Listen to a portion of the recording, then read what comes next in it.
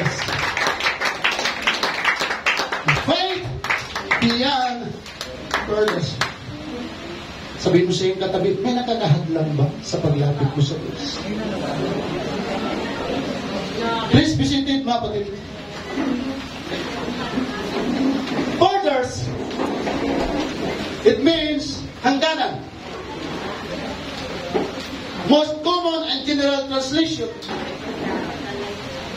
it is definition about limit, boundary, or border between places, ideas, or concepts. Ang Pilipinas ay mayroong borders. At ang hangganan po natin is dagat at himpapawid. At walang bagay dito sa mundo na walang hangganan. Kahit kaano kalaki ang isang bansa, mayroong hangganan. Kahit kaano kalayo, kalapad ang mundong ito, ay mayroong hangganan. Mayroon lamang po isa na walang hangganan, ang pag-ibig ng Diyos at sa akin. Without borders, ikaw at ako ay minahal ng ating pong Panginoon. Ang Israel may borders, at ang borders nila ay ang Jordan at ang Egypt. At ang mabigat dito, mga kapatid, sa bawat bansa na may borders, may batas. Pag tayo ay nakalapit sa borders o hangganan ng isang lugar, ay hindi po tayo basta-basta tumuwid sa kanilang bansa na hindi dadaan sa tamang proseso. Tama? Sa madaling salita, pag pumasok tayo sa isang bansa na nagpas na sa boundary natin, ay pwede tayong parusahan. Amen? Amen. Halimbawa po, pag pumasok ka sa bansa na walang passport, wala tayong authority to travel, ay ikukulong ka pag nahuli ka. Ibig sabihin, illegal yung ating pagpasok sa isang bansa dahil mayroong borders. At ang mangyayari, papaalisin tayo sa bansa kung saan tayo makakapasok na illegal. Pwede tayong magmulta or ipagbabawal na sa atin ang pagpasok sa ibang bansa. O sa madaling salita, i-deport ka. Bakit? Kasi hindi tayo taga roon. Hindi tayo basta-basta makakapasok po doon. Sa Biblia, mayroon po mga taong lumagpas sa sukdulan sa hangganan ng Diyos, sa kautusan o sa kalooban ng ating pong Panginoon. Si Adan at Eva, bakit inalis ng Panginoon sa Garden of Eden? Dahil dinabag nila ang order ng Panginoon. Ang sabi ng Panginoon, Adan at Eva, huwag kayong kumain sa bunga ng punong kahoy na nakakaalam ng mabuti at masama. Pero anong ginawa nila? Imbis sundin nila yung utos ng ating Panginoon, ay nilabag po nila ang utos ng Diyos. Kaya ang ginawa ng Panginoon, pinalaya sila sa Garden of Eden at nakaranas ng kamatayan, hindi lamang ng laman, kundi spiritual na kamatayan. Ang bayang Israel, bakit 40 days sila bago nakarating sa lugar ng Canaan? Dahil nilabag nila ang utos ng ating pong Panginoon. Nung dumating sila si Caleb, si Joshua, nung nag-take sila sa 40 days, hindi naniwala ang bayang Israel. May higanti pala yung mga tao roon. Bakit tayo pupunta doon sa kanila? May higanti pala. Mamamatay tayo. Ito na nga bang sinasabi natin kayo kasi Moises, kayo kasi Aaron, sunod kasi kayo ng sunod sa Diyos. Kita niyo, pinagpapatay na tayo. Bumalik na lang tayo doon sa Egypt. Anong sabi ng Panginoon? Itong bayang ito, masyadong masuwayin, masyadong matitigas ang kanilang mga ulo, masyadong matitigas ang kanilang mga puso. Sabihin mo sa bayan na yan, Moises, mula ngayon, 25 pataas, ay hindi na sila makakapasok sa lugar ng Canaan. Yung 40 days na pagtititik nila ni Caleb at ni Joshua, magiging 40 years. Kita niyo po, mga kapatid. Yung bayang Israel nakapag-antay sa 12 titik na 40 days. Nung bumalik na at sabi nila, kaya natin pasukin yung lugar na Canaan, umatras yung karamihan. Majority sa kanila ay umatras. Ang natira, si Caleb, si Joshua, si Moses, at si Aaron. halos mabibilang lang sa daliri na gustong sumunod sa Panginoon. Yung behind the people ay gustong bumalik. Kaya ang sabi ng Panginoon, imbis 40 years, 40 days lang yung pagtititik, yung 40 days na yun, magiging 40 years, kayong paikot-ikot sa ilang at marami sa inyo ang mamamatay. Bakit po? Lumagpas sila. Ayaw nilang sumunod sa utos ng Panginoon. Si Usa, ang sabi ng Panginoon, huwag na huwag mong silipin o hipuin yung kabanang-tipan. Dahil kung sino mang humipo dyan, sumilip yan, mamamatay. Anong ginawa ni Usa? Lumabag siya sa utos ng Panginoon at sinilip niya at namatay siya, mga kapatid. Si Haring Saul bilang hari, anong ginawa niya? Hindi naman siya inutusan ng Panginoon na maghandog. Naghandog siya para sa kanyang sarili. Anong ginawa ng Panginoon sa kanya? Tinanggalan siya ng karapatan bilang hari sa bayan ng Israel. So sa madaling salita, yung ating kasalanan ay paglampas sa hangganan ng katuwiran ng Diyos. Pero ang kagandahan nito, mga kapatid, marami tayong nilabag sa utos ng ating pong Panginoon. Pero minahal tayo ng ating pong Panginoong Diyos. Wala tayong karapatang lumapit sa Kanya. Pero ang Diyos ang gumawa ng pagkakataon. Siya ang gumawa ng isang bagay, mga kapatid, na hindi tayo makalapit sa Kanya. Kasi siya ang lumapit sa atin para ikaw at ako ay magkaroon ng kapatawaran sa ating pong mga kasalanan at magkaroon tayo ng kaligtasan. Kaya sinasabi ng aklat ng unang Juan chapter 1 verse 9, kung ipinapahayag natin ang ating mga kasalanan, siya'y tapat at banal na magpapatawad sa atin. Kaya tayo lahat, kaya mayroong simbahan dahil sa loob ng isang linggo, hindi natin kayang ipangako na hindi tayo nakagawa ng kasalanan. Pero salamat na mayroong araw ng linggo na dumulog tayo sa ating pong Panginoon. At ang sabi niya, kapag tayo tapat na humingi ng tawad, tayo patatawarin ng ating pong Panginoong Diyos. Now sa Acts chapter 10, isang tao na nagngangalang Cornelio, isang senturyon, isang sundalo, mataas ang katungkulan, marahil general siya kung sa atin pong kapanahunan, mga kapatid. Pero itong taong ito na kinikilala sa lugar ng Caesarea, sa batas ng Roma, ay hindi siya sumasamba at sumusunod sa Diyos ng Roma, kundi sumasamba siya sa Diyos ng Israel. At hindi lamang siya ang sumasamba sa Diyos ng Israel, kasama ng kanyang pamilya. At hindi lamang ang kanyang pamilya, hindi lamang sila sumasamba, kundi nagbibigay sila ng tulong o nanglilimos sila sa nangangailangan, sa mga nangangailangan ng tulong, mga kapatid. At ito hindi siya Pentecostal. Iba ang kanyang pananampalataya, mga kapatid. Iba ang Diyos na kinikilala sa lugar ng Caesarea. Pero patuloy siyang sumamba at nananalangin sa Diyos ng Israel, sa hari ng mga hari, kasama ng kanyang pamilya. At hindi lamang siya nagbibigay, ay nananalangin, kundi nagbibigay ng tulong sa mga nangangailangan ng tulong. Hindi sukat akalain, mga kapatid. Isang araw, ang Panginoon ay nagpakita sa kanya sa pamamagitan ng isang anghel. At ang sabi sa kanya, Cornelius, yung panalangin mo at ang iyong pagbibigay, laging nakikita at naaalaala ng ating pong Panginoon. Tayo, mga kapatid, ilang taon na tayong Kristiyano, ilang taon na tayong mananamba, yun kayang ating pananalangin, yun kayang ating ginagawa ay naaalala ng ating pong Panginoong Diyos. Yan po ang malaking tanong para sa ating mga mananampalataya ngayon. Kung ang Panginoon masaya kay Cornelio na hindi pa siya baptized in water, hindi pa siya Pentecostal, mga kapatid. Pero yung ginawa niya, masaya ang Diyos. Tayo kaya Pentecostal na tayo, matagal na tayo naglilingkod sa Panginoon, mayroon kayang bagay na pwedeng alalahanin sa atin ng Panginoon at nagpapasaya ng Diyos. Hello? Itong taong ito, napakadiputo. Yung taong ito, mga kapatid, grabe ang kanyang pananampalataya. Nakatira siya sa lugar na hindi pangkaraniwan. Lugar ng Caesarea. Pinagpapatay ang mga Christians yan. Yung isang leader na humahabol sa Christian. Pero yung leader na ito, mga kapatid, walang takot. Naglilabag niya ang batas ng Roma. Dahil mas natakot siya sa ating pong Panginoong Diyos. Natakot siya sa Diyos ng Israel. Walang yung Bible studies sa kanya. Pero sa kanyang isipan, mayroon siyang pagsamba na yung Diyos na Israel ay Diyos na totoo.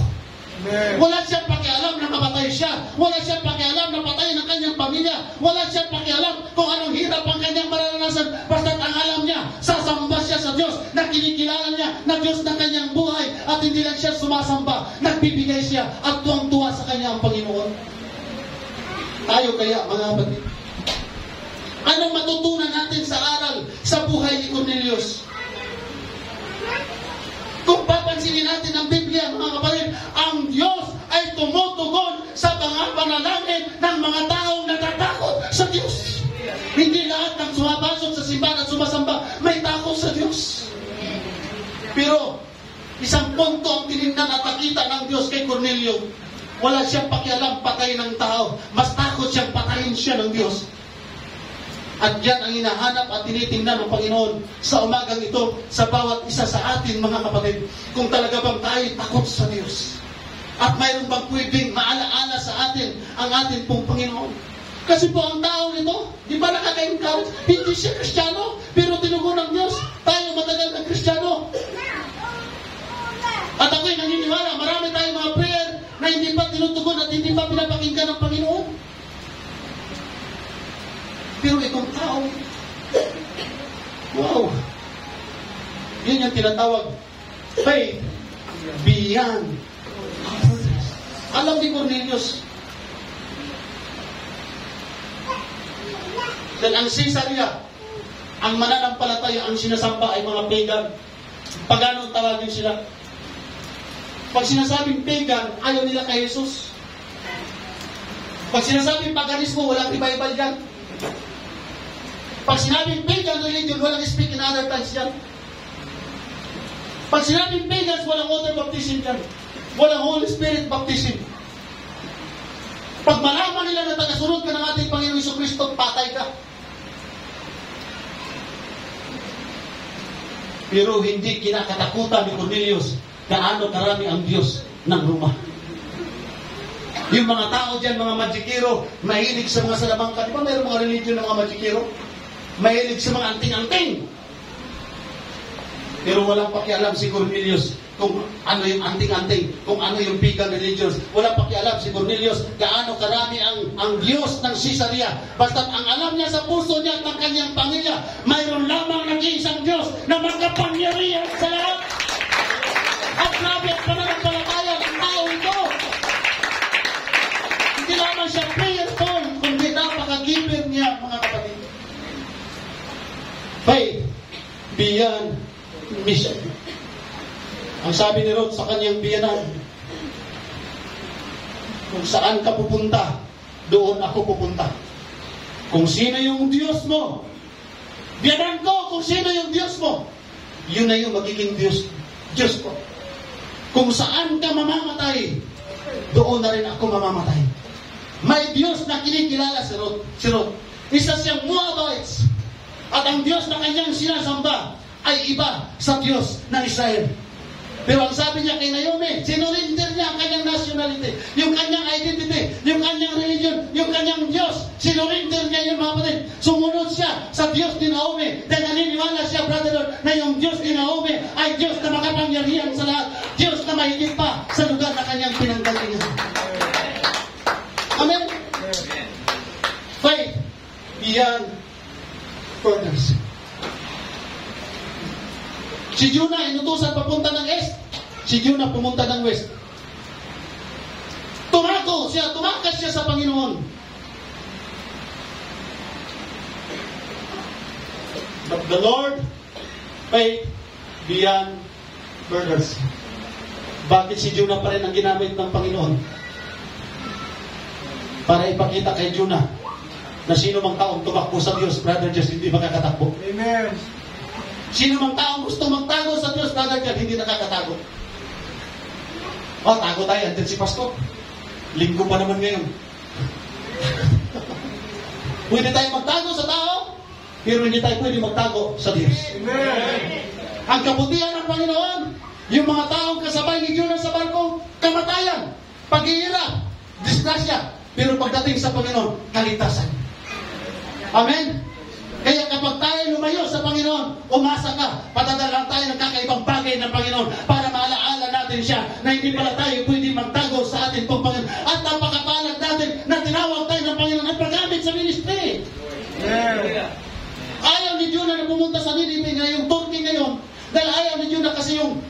Nineveh, yung Assyria, ay mortal enemy ng bayan Israel. Kaya nung marinig niya na, pag hindi mo puntahan mo yun na yung mga tao na yun.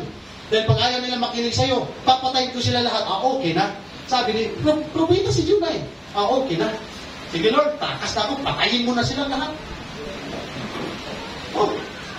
Gusto ng Jonah na mamatay eh. Kasi makasalanan sila, kalaban sila ng Israel. At ayaw mangaral ni Jonah sa mga taong gusto niyang patayin. Oo, mga kapatid. Gusto mo nga patay, tas mangaral. Parang ang hirap mangaral sa mga taong hindi karapat-dapat pangaralan. At tila ba napakahirap din pakinggan yung mga nagtuturo na hindi karapat-dapat pakinggan. And vice versa, mga kapatid. Si Jonah gusto niya mamatay, pero ang Diyos gusto maligtas. Ang demonyo gusto tayo na impyerno, pero ang Diyos gusto tayo pamuntang langit, mga kapatid. Kaya kahit anong gawin ang demonyo, hindi niya tayo basta natatangay. Bakit? Gumagawa ng pamamaraan ng ating Panginoon para ikaw at ako ay hindi kayo walay sa Diyos. Pwede ba natin palagpakan ang ating pagpapakain? Bakit tayo mga outsider katulad ni Lot? Pero ikaw at ako nakita ng Diyos na mayroon tayong pananampalataya. At alam niyo ba, mga kapatid, hindi tinitingnan ng Diyos yung mga background natin. At tinitingnan ng Diyos yung puso natin, yung handang magbago at handang sumunod sa ating pong Panginoon. Kasi po pag tinitingnan ng Diyos, pag i-check yung ating mga background, hindi tayo obra. Chicks boy, playboy. Ang yabang pa naman natin sa mga background natin. Isang kindat ko lang. Kindat pa lang yun. Marami tayong mga negative background, pero hindi na tinitingnan ng Diyos ang negative background.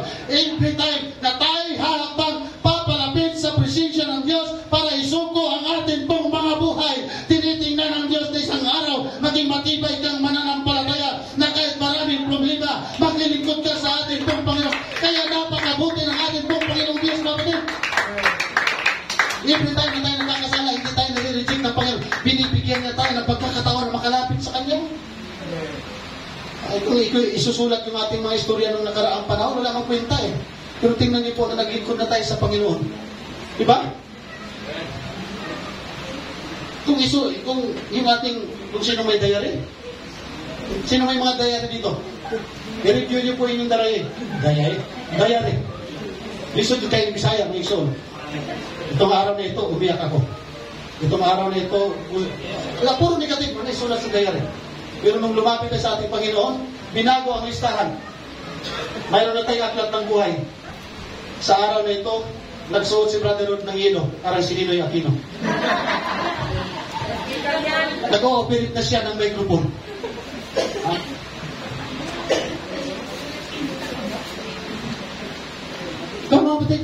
Ikaw at ako may talent. Yes. Amen. Ikaw at ako ay mayroong kakayahan. Pero lalo lang na-empower yung ating kakayahan dahil sa Holy Ghost ng ating pong Panginoong Diyos. Subukan po natin sumunod sa ating Panginoon, mga kapatid. Magbabago ang takbo at direction ng mga buhay natin. Kasi yung buong mundo po, kaya tayo nagkahiwalay-hiwalay. Iba-iba ang ating kulay. Iba-iba ang ating laki. Iba-iba ang ating lahi. Iba-iba yung ating mga nationality. Iba-iba yung ating pananampalataya. But the Lord break that kind of barriers. Ano mang salita natin, Bisaya, Ilonggo, Kapampangan, Bicolano, Nihongo, Chinese, German, ano pa man. Walang bagay na hindi nauunawaan ng Diyos. At walang bagay na hindi nakikita ng ating pong Panginoon. Kaya yung ating mga labi, Bisaya man yan, English man yan, Chinese man yan, pagkakapupuli at pagsambot sa ating Panginoon. Kung tayo naman maraming mga pinag, nakikita ng ating Panginoon at nauunawaan ng Diyos. Amen. At ang nakakagulat at ang nakakatuwa, marami na pong Pentecostal sa buong mundo. Dahil walang bagay na hindi pwedeng kayang gawin ang ating pong Panginoong Diyos. Hallelujah! Palakpakan natin siya. God be the glory. Lakasan natin ang ating palakpak para sa ating pong Panginoon. Binago na tayo ng Diyos.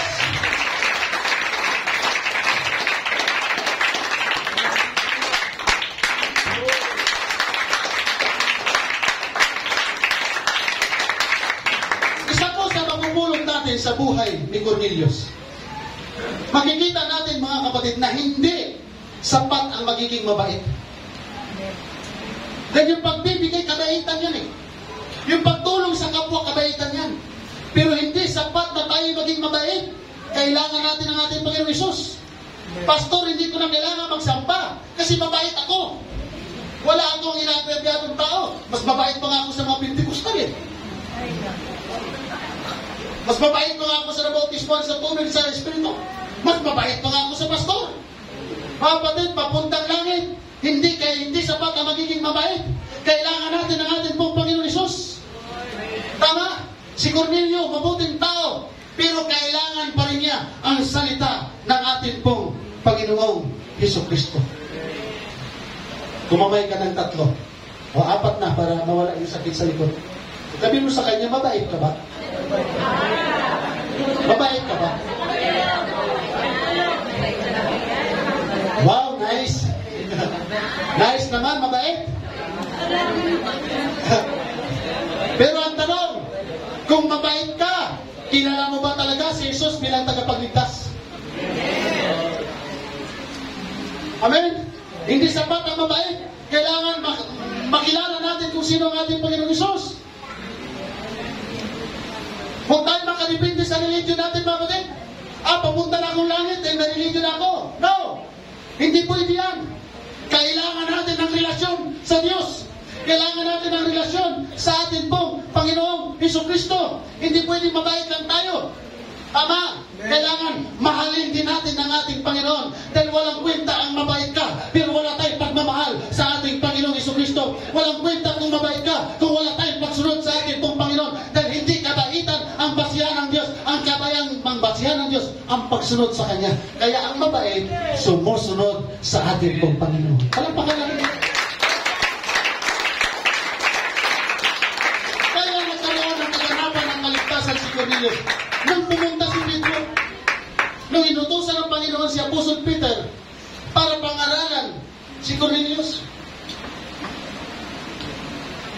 Sabi nung ang anghel, nakita ng Panginoon yung panalangin mo at pagbibigay mo. Kaya ang ginawa, pinuntahan ni Apostol Peter, pinapuntahan siya para ipakilala kung sino ang Panginoong Hesukristo. Dahil kung tutuusin, kung mabait lang, pasado na si Cornelio. Pero hindi lang tinitingnan ng Panginoon yung kabaitan ni Cornelius. Ang tinitingnan ng Panginoon na kahit mabait siya at kanyang pamilya, kailangan pa rin nila ng kaligtasan. Mga kapatid. Amen? Amen. Alam natin ang kwento na Abraham. Isang araw, nung tinawag ng Panginoon, wala pang naimbento na Google Maps. Tama? Tama ba? Google. Ako'y nalilito niya mga kapatid eh. Google. Yung Google, taas ang kamay. Yung Google. Yung YouTube. Ano itong totoo niya? Basta't may tube, yun na yun. Nung tinawag ng Panginoon, si Abraham, walang Google Maps, walang detalyadong plano na binigay ang ating Panginoon na mabasa ni Abraham. Basta ang pagtawag sa kanya ng Panginoon, busis lang ang napapakinggan ni Abraham. Pero ano ginawa ni Abraham? Sumunod sa busis ng Panginoon. Tingnan niyo mga kapatid, ha? Walang blueprint, walang plano, walang mapa. Pero iniwan ni Abraham yung kanyang bayan at sumunod sa Diyos. Anong dala-dala niya? Ang tiwala sa Diyos. Tingnan niyo mga kapatid, nung nagtiwala si Abraham sa ating Panginoon, kahit walang Google Maps, kahit walang plano, nakarating siya sa kanyang paruroonan, brother, well guided siya ng ating pong Panginoon. Sa langit mga kapatid, kahit saan tayo magpunta, wala tayong hagdanan na makikita papuntang langit, but we are guiding for the Word of God. Ang salita ng Diyos, ang siya nagiging tulay natin papunta sa langit. Amen! Ikaw at ako, tayo rin ang tinawag ng Panginoon. Para ano? Para magtrabaho sa isang misyon. Ano ang misyon? Para sa mga kaluluwa. At kailan tayo magdesisyon na sumunod po sa Diyos? Marami tayong mga bagay, mga kapatid, na hindi natin alam. Pero sapat na kung mayroon tayong tiwala sa ating Panginoong Diyos. yung pananampalataya natin, yung tiwala po natin na kapag hindi tayo umalis sa Panginoon, pag hindi tayo tumalikod sa Kanya, langit talaga ang ating pupuntahan, mga kapatid. Hallelujah. Sa pagbukas po ng gawain dito sa naik, kunting testimony lang, mga kapatid. Hindi lahat na nag-aral ng Bible School, pastor. At hindi lahat ng nagpastor tinawag ng Diyos. It is a calling. Kaya lagi kong sinisiyaya sa Brother Jess yung sarili ko. Lord, ang alam ko, wala akong calling sa pagpapastor. At ang alam ko talaga, yung sinasabi nilang mangusap sa iyo ang Panginoon, ay hindi ko kayang ipaliwanag, Sister Chuck. Sabi ko, yan, ako. Kasi ang alam ko sa sarili ko, pumunta ako sa Bible School si Silbert dahil sa bigas. May rason. Uy, marami akong Diyos eh. At gumagawa ako ng Diyos. Ha? Bukod sa marami akong Diyos, gumagawa ako ng Diyos. At pagkatapos yung Diyos na ginagawa ko, sinasamba ko na ngayon. Kasi mga chemical yan eh. So, paggawa ng mga santo, mga chemical yan. Nakaka-addict yan, mga kapit. Dahil mas matindi pa yan sa tinig. So, ang sabi sa amin, huwag kang magpastor kung wala kang calling. Huwag kang magpastor kung yung sarili mo hindi mo kayang dalhin sa Panginoon, tapos mga tao magdala ka, huwag kang magpastor. At huwag kang magpastor kung hindi mo kaya magtapat sa Panginoon. At huwag kang magpastor kung hindi mo kayang iwan ang iyong pamilya. So, mabigat ang challenge.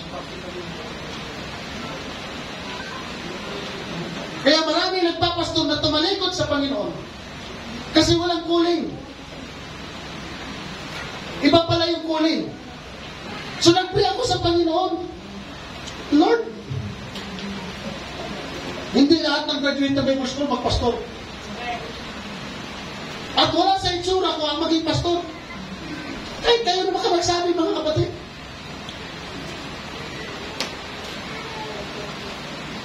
Dahil sabi nila, magpastor yan, ibabayero yan. Ibabayero yan. Magpastor nga, ni ayaw nga mag-pray.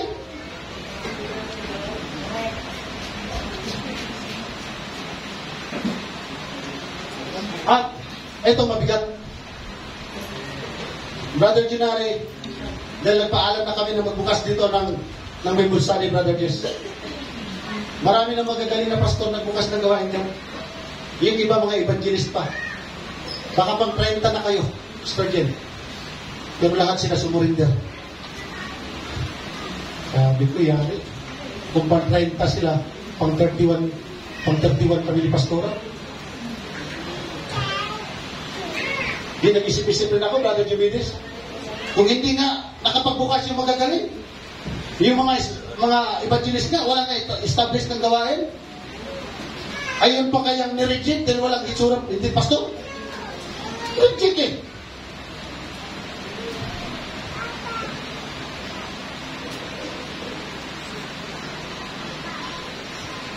Pero pag ang Diyos pala, iba. Pag walang tiwala sa iyong tao, mahalaga may tiwala sa iyong Diyos. Amen. Ang baon namin ni Pastor J, kasama si Pastor Rio, kamuting kahoy at kamote. Asin, tubig. Tapos yung may mga bigirin ngayon dyan, yung may school dati, masyadong talahib dyan. Diyan muna kami kumain, nag-pray, nagpahinga. Walang kalam-alam si Pastor, na nag-iisip ako. Sister Beth, ano ngayon? Kung walang tatanggap sa amin, okay lang, marami naman kami. Mapasama na kami sa listahan na hindi nagtagumpay. Ala, katok kami dyan. Ikot kami dyan. Wala nga, totoo. O, Sterling. Anong ringin nyo? Pentikostal? Ano yung Pentikostal? Born again po? Born again? Ang dami ng born again dito. Harap-harapan na dyan kabilaan ng mga simbahan dyan eh. Saka ano kami? Dibuto kami. Sagrado di Candado. Kaya ang unang na Bible study namin, mga nagkakasino. Oh, hallelujah.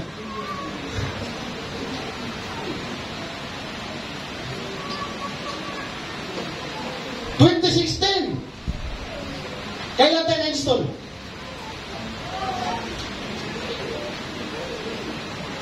Pagkatapos ng pandemic? O bago ng pandemic?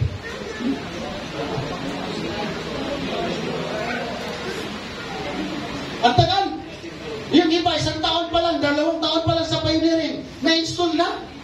Ang sabi sa akin, ng mga pastor doon, ilang taon na kayo sa night, bakit hindi ka nagpapa-install? Kaya ako yung hindi nagpapa-install si Sister Beth, dahil tinitiyak ko sa sarili ko, kung talagang ako may pastor. Dahil, paano ako magpapastor? Kung ako mismo sa sarili ko, nahihirapan ako mag-overcome beyond borders. Dahil ang nasa isip ko, dahil sabi ng Bible, kanya-kanya naman ang kaligtasan. Bakit kailangan ko sila Bible studihan? Bahala sila sa buhay nila. Tama? O basta ako, nakasigurado ako eh. Naka-Bible school ako. Pero dumating sa punto sa isipan ko, pag naka-Bible school ba ako, ligtas na kaya ako? Brother Jess, maraming bisis kami pinagtawanan. Kaya 8 bisis palipat-lipat ang gawain, Sister Jen. Kahit saan kami magpunta, masakit kami sa tenga ng ibang tao. Pero gusto ko nang bumitaw. Pero yung Diyos na tumawag sa akin, hindi bumibitaw, mga kapatid. Gusto akong tumigil. Pero yung Diyos na tumawag sa akin, ayaw nang patigilin ako. Dahil mayroon pa lang mga nampalakaya, mayroon pa lang Sherwin, mayroon pa lang Gilbert, mayroon pa lang Dr. John. Mga kapatid, nandito pala kayo na kailangan tipunin sa pangalan ng ating pong Panginoon.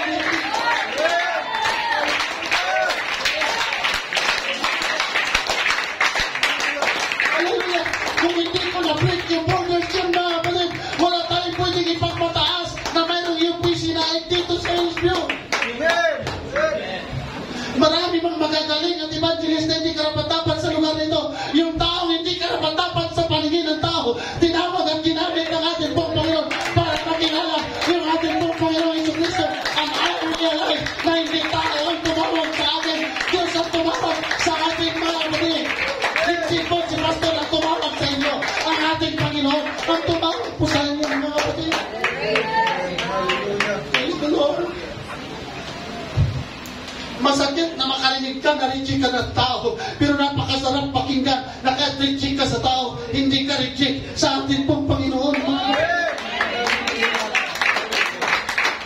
Kaya kahit pandemic, kahit pinapabawal yung gawain, patuloy pa rin tayo naglilingkod sa ating pong Panginoon, mga kapatid. At isang araw, ang UPC HBO ay nanganak ng 2 daughter church, and to God be all the glory. Hindi dahil magaling tayo, hindi dahil marunong tayo, because ang Diyos ang nagtulong sa atin to break the chain of borders.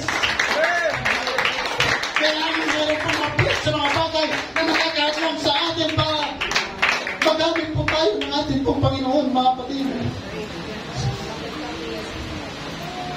Kasi po ang pananampalataya natin sa Diyos, hindi lamang po sa loob ng simbahan.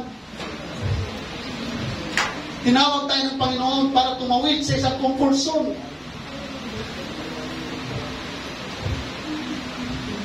Sa mga estudyante, lahat ng estudyante po sabi, praise the Lord.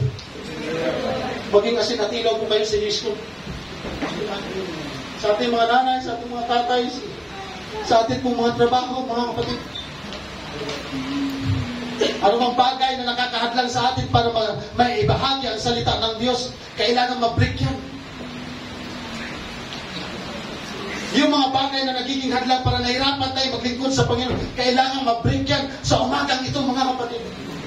Amen? Amen? Yung mga bagay na hindi natin kayang ibigay ng buong-buo ang ating mga sarili, yung mga bagay na nakakahadlang na tayo mismo ang nakakaalam, ilapit natin yan sa Panginoon, na durugin ng Panginoon, na alisin ang ating Panginoon yung mga bagay na nakakahadlang para makapaglingkod tayo sa Kanya ng buo.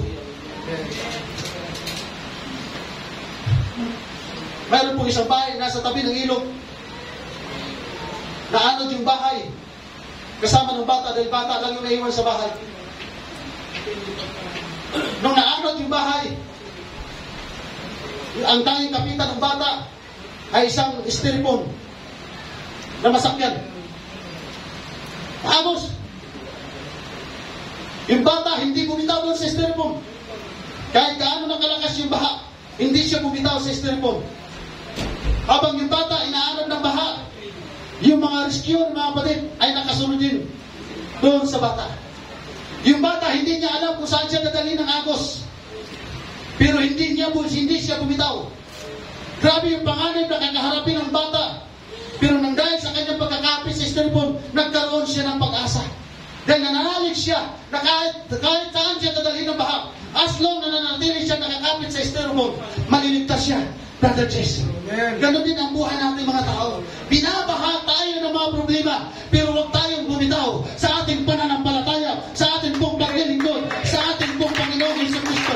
Maaari saan man tayo dalhin ng agos ng buhay sa mundo ito. Alam natin na mayroong Diyos na nagplano sa buhay mo, nagplano sa buhay ko, na kung saan man tayo darating sa agos ng ating buhay, mayroon tayong Diyos na lagi natin kasama. Wala siya sa likuran, wala sa tagilan sana, sa lahat ng pagkakataon, laging nandiyan ang ating Panginoon, mga kapatid. Sino na po dito sa inyo ang nakakakita ng taong bulag na tumawid sa kalsada ng isa? Nakakita na po kayo ng taong tumawid sa kalsada na bulag na mag-isa?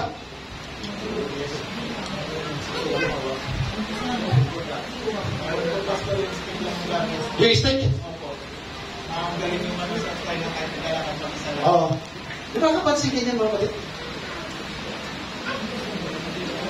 Kahit gaano karaming sasakyan dyan, kahit gaano katutuloy ng sasakyan dyan, bakit yung bulag nakakatawid? Dahil meron siyang guide.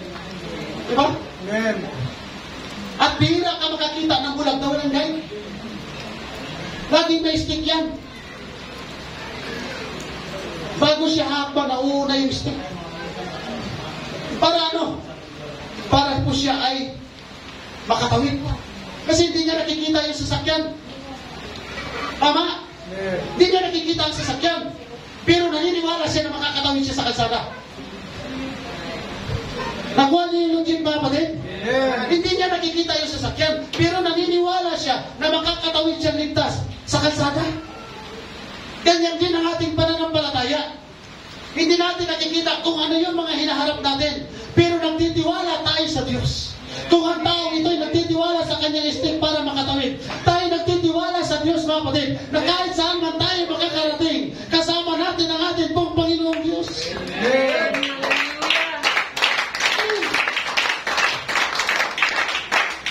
Ang nakakalungkot lang po, marami pong beses sa buhay natin na para tayong mga bulag.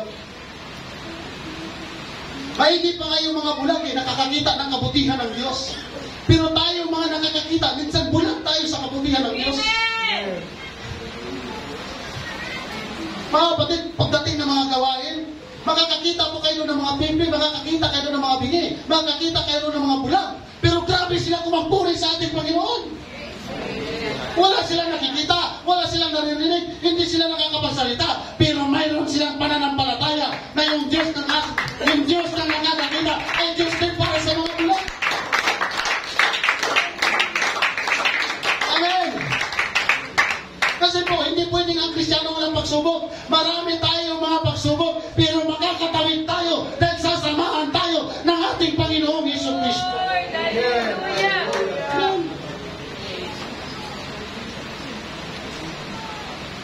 Isang farmers, nagtanim sa araw ng tagtuyot, tag-init, nagbungkal siya ng lupa. Pinagtawanan siya ng kanyang mga kaibigan. Kausik, sayang lang yung lakas mo. Sayang lang yung pagbubungkal mo dyan. Huwag ka magtanim. Kasi wala namang ulan eh. Hindi tutubo yung bibi mo, mamamatay lang. Pero anong ginawa niya? Bungkal pa rin siya kahit matigas. Bungkal pa rin siya kahit nahirap yung lupa at nagtanim siya. Bakit siya nagbungkal? Bakit siya nagtanim kahit tuyo yung lupa? Kasi meron siya paniniwala, Brother Jess, na uulan. Amen. Kaya umulan nga. Umulan. At ang pananim niya, ang tumubo. Yun po ang sinasabi ng pananampalataya. Amen. Amen. Hindi tayo nag-aanda ng magandang kondisyon para kumilos. Amen? Imposible yung ating mga ginagawa.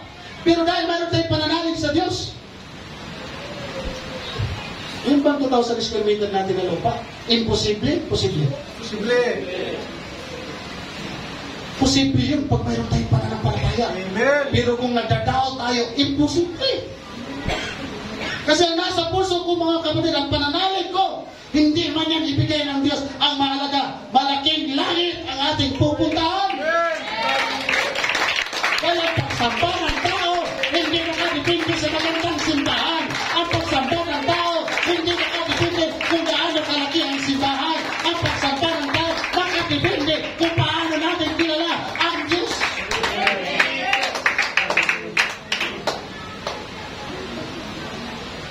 Isang estudyante, walang baon palagi. Sino ditong estudyante na nag-aaral laging maraming baon? Meron bang estudyante dito naglalakad papunta ISKCON? Napakapalad yan, e-bike eh. Dati kami po, Pastor. O yun, di ba? Yung mga naglalakad, ang mga chinilas yan, Spartan. Rambo. Yan yung mga chinilas natin eh. Mga rambo. Tapos yung bag natin, yung butas-butas. Yung ang tawag ng bisnet. Ngayon, yan ang bag natin mga kapatid eh. Bisnet. Pag umulan, basa. Tapos ang bango ng dahon ng saging. Tapos pag binuklat mo yung dahon ng saging, wow, ang bango ng bagoong at ang tuyo. Ngayon, subukan mo yan sa bagong generation na yun. Di ba sasabihan ka, pag isang linggo kang kakain ng isda, tutubuhan tayo ng kaliskis. Sino dito ang naglalakad ng 5 kilometro? Mag-aral sa ngayon. Wala. May pamasahe na. Minsan, di motor pa, di bike, tamat pang pumasok. Lahat na binigay, tamat pa. Ay ito mga kapatid, ilang kilometro ang nilalakad ng isang estudyante. Sabi ng mga tao, hindi ka ba napapagod? Madaling araw, umaalis ng bahay.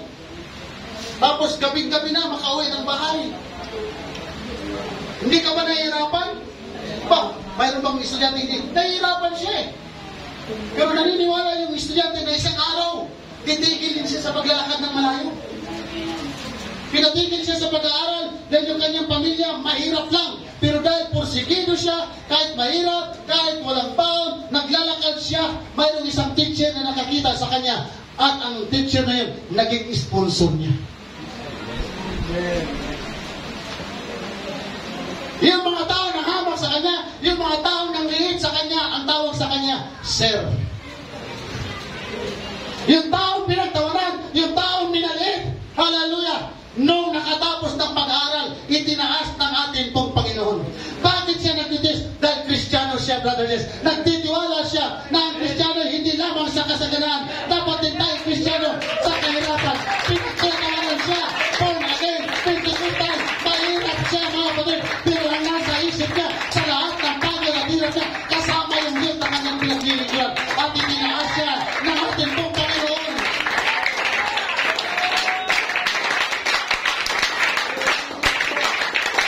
Hallelujah! Ang pananampalataya po natin sa Panginoon, hindi passive. Okay na, Pentecostal na ako, wala akong gagawin. Hindi po pwede yung ganun, mga kapatid. Kailangan mayroon tayong gagawin. Mayroon tayong mga sakripisyo na ginagawa. Mayroon tayong determinasyon na ginagawa. Lumabin ang Panginoon. Bago matapos ang taon na ito, o sa next year, madadagdagan ulit ng 2 daughter church sa UPC Hillsview. Hindi ba tayo masaya gawin ako? 15 days na lang. Gumawa tayo ng antong kahit alam natin na mahirap, kahit alam natin na mabigat, ang isipin natin, walang mahirap sa Diyos, walang mabigat sa ating Panginoon. Di ba yung babae sa panahon ni Prophet Elijah? Noong araw, ang mga propeta, mga kapatid, grabe ang himala dyan, grabe ang kapangyarihan yan. Pag sinabi ng propeta, pag galing sa Diyos, nangyayari. Pero mayroong dinalo si Prophet Elijah na isang babaeng bao kasama ng kanyang anak. Ang problema, itong propeta walang dalang bigas, walang dalang tinapay. Tapos ngayon, yung babae na datnan niya, ang mayroon na lang natira kunting langis at tinapay para sa kanilang mag-ina, Brother Jess. O harina. Para lutuin, para maging tinapay. Ayun. Ang problema, wala na nga siyang dala nang hingi pa ng pagkain. Ang problema, yung hiningian niya ay halos wala na rin makain. Pero tingnan niyo po anong sabi ng babae. Dahil ikaw ay lingkod ng Diyos, makikinig ako sa sinasabi mo. Yes, sakripisyo yun. Yun ang alang huling pagkain ng magnanay at mamamatay na sila. Tapos lulutuin hindi para sa kanila, para kay Prophet Elijah. Pero anong nangyari, mga kapatid? Nung sinunod ng babae, niluto niya at pinakain ni Elias, hanggang sa namatay na lang sila, Brother Jess, hindi sila inubusan ng pagkain ng kapatid. So anong logic ang makukuha natin dito, mga kapatid? Pag hindi pala tayo maging madamot sa gawain ng ating pong Panginoon, umasa ka, patuloy palang dadaloy ang biyaya ng ating pong Panginoon. Kaya ang Panginoon na to kay Cornelius, kasi nakita ng Panginoon yung pagiging giver niya. Kaya yung mga giver sa iyong PCS nyo, umasa ka na yung pagbibigay mo para sa gawain ng ating pong Panginoon. Nakita ng Diyos at dadaloy yung biyaya ng Panginoon. Grabe yung pagdana na ito, namatay na lang sila. Hindi sila naubusan ng pagkain. Amen. Ibig sabihin, sige ako, praise the Lord, hallelujah. Sige ako palakpak doon sa loob ng simbahan, mamamatay na kami sa gutom. Mga kapatid, sa konsepto ng Bible, yung lahat mong inakala mong mayroon ka na mawawala ka na pag binigay mo sa Panginoon, i-challenge mo natin yung pananampalataya natin. Magugulat tayo sa himala ng Panginoon. Di ba sa bagong tipan, mayroong babae dyan, yung pira niya 2 limta. 2 limta na nga lang yung pira niya. Kung sabihin natin, barya, palagay natin 2 lima, 10 piso. Sabihin na natin ngayon, yung 2 lima. 10 piso na nga lang yung pira niya, ibibigay pa niya sa Panginoon. Ang mga tao nag-iisip, bakit ako magbibigay sa Panginoon? Ang Panginoon nga nagbibigay. Bakit ako magbibigay sa Panginoon? Mahirap ako, mayaman ang Panginoon. Pero anong ginawa ng babae ito?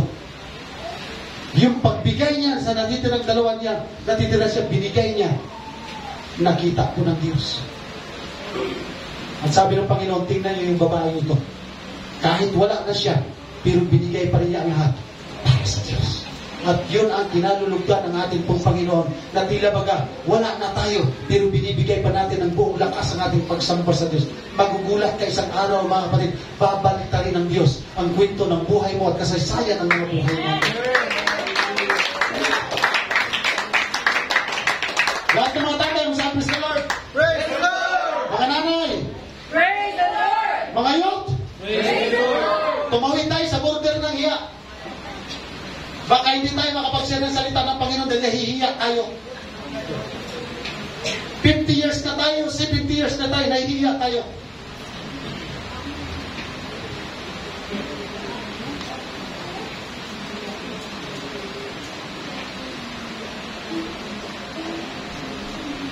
Hallelujah. Siguro, kung mayroong mga estudyante dito, ma-convert yung teacher, wow. Barrier yan. Paano tayo mag-Bible study sa teacher? Tama? Paano tayo mag-Bible study sa may-ari ng bangko? Paano tayo mag-Bible study sa pulis? Tama, mga kapatid? Magdala nga lang tayo ng Biblia, nahiya tayo eh. Mag-praise the Lord yan lang, nahiya tayo, mag-share pa kaya. Nahiya nga tayo, magpuri sa Panginoon, mag-share pa kaya.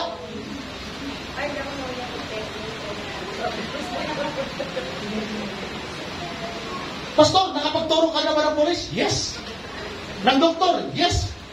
Ng teacher? Yes. Ng engineer? Yes. O si Jubert, engineer yan. Kayo mga kapatid, ang posisyon ninyo. Ha? Di ba?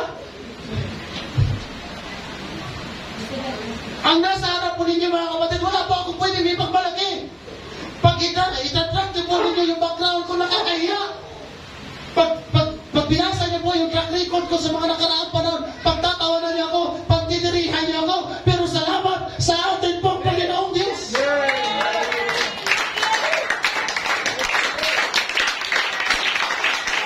Kung nalawin pa ng Panginoon, nakakapagtulong pa tayo sa iba't ibang mga pastor. Dahil yan sa Diyos, mga kapatid, hindi dahil marunong tayo. Marunong yung Diyos natin, pinagawin mo na. We need to break the borders of our faith na nakahadlang po sa pananampalataya natin. Kaya hindi tayo nakakabigay ng puno. Hallelujah! Praise the Lord. Tayo mga kapatid, hindi bayaran. Kailangan ng Diyos sa ministry, volunteer. Amen. That's right. Eh kung mahirapan na lang tayo maglinis ng simbahan natin, ay patay, ano tayo mga? Alam niyo po ba mga kapatid? Training sa akin sa Bible School, mga manok. Sister Marian, sabi ng professor namin doon, mag-alaga ka ng 45 days na manok. Ang 45 talaga, may 45 piraso din. At ang sabi sa akin, Sister Beth, Brother Junari, pag may mamatay dyan, kahit isa, huwag ka magpastor. Manok ka, hindi mo kaya alagaan, tao pa kaya? Sabi, Brother Gilbert, doon ako natutong umiyak. Pag-pray. Yung kulungan ng manok, yung kasama ko na tiso, umuwi ng Palawan. Brother Rod, sabi sa akin, kulungan ng manok pinagawa. Sa atin, bakit bahay yung ginawa mo? Kalahati ng laki nito, 45 days, Brother Gilbert. Oh, grabe. Sabi ng aming professor doon, para masubok ninyo ang kapangyarihan ng Diyos, maghanap kayo ng aso may sakit. At ilingat niyo yung aso may sakit. Pag umaling yan, kaya ang 45 days, Sister, wala akong, laking dagat ako eh. Kung magawa ng labat, pwede ako. Kung mga oil, pwede ako. Brother Jess, kasi laking dagat ako eh. Pero yung mag-alaga ng 45 days, oh no. Sus, maliit pa lang. Uyat na ako, Brother Rod. May nights, pinapadlock kami doon. Maawa ka naman sa 45 days na ito. Pagdating ng 45 days, pagbalik, ang lalaki na ng 45 days.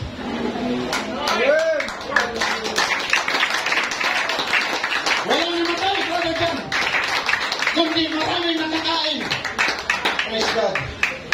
Pero sunod, bago makatay, Sister Beth, ang sabi ng isa sa professor namin sa Bible School, mangaral ka sa manok.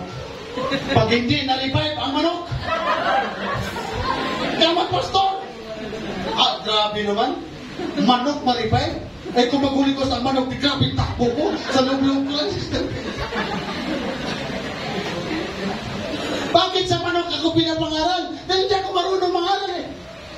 May devotion na, hindi ka makatayo ng devotion. Kaya sa lahat ng estudyante sa Bible School, ako ang namumukutangin na iiwan sa Bible School. Walang pastor na kumukuha sa akin. Kawawang nila lang. Iyak ako doon. Kasi nga, wala eh. Hindi kayo na nakita sa karakter ko. Wala akong kakayanan. Gawa din ako ngayon ng sinulat ko doon sa ang laking notebook na doon sa bahay. Minsan natutuwa ako pag binabasa ko. Oh, praise the Lord, hallelujah, mga manok, palakpakan natin ang Panginoon. Pinagpuyatan ko yun, mga kapatid. Ilang page. Wala sila. Nung nag-alis na sila, hindi ako sinama, Steve. Naiwan ako mag-isa sa Bible School. Panatan ko yung mga manok. Magpuri tayo sa Panginoon. Praise the Lord, hallelujah. Wala pang kamong kalahat.